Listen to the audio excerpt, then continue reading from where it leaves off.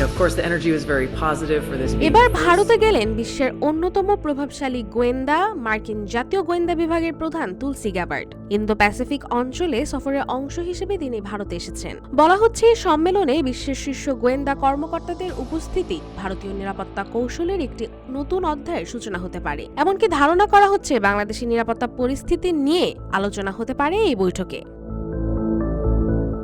গেল রোববার দিল্লিতে পৌঁছেছেন মার্কিন গোয়েন্দা প্রধান তুলসি গ্যাবার্ড। জানা গেছে তার এই বিশেষ বৈঠকে অস্ট্রেলিয়া, জার্মানি, নিউজিল্যান্ড ও আরও কয়েকটি দেশের গোয়েন্দা প্রধানরাও থাকবেন।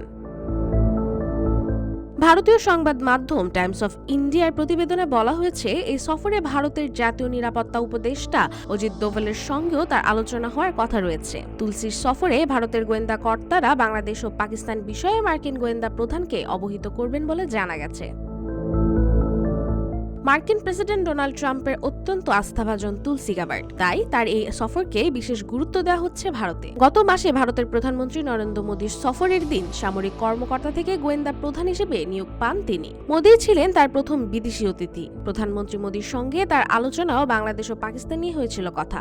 এবার ভারত সফরে মার্কিন এই গোয়েন্দা প্রধান প্রথম দিনই অংশ নিচ্ছেন পৃথিবীর বিভিন্ন দেশের গোয়েন্দা বিভাগের প্রধানদের একটি হাই প্রোফাইল সম্মেলনে, যেটি সভাপতিত্ব করছেন অজিত দোভাল।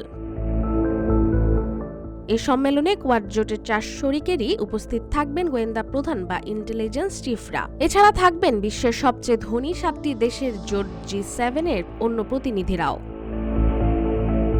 রাশিকা হোসেন, রূপালী বাংলাদেশ।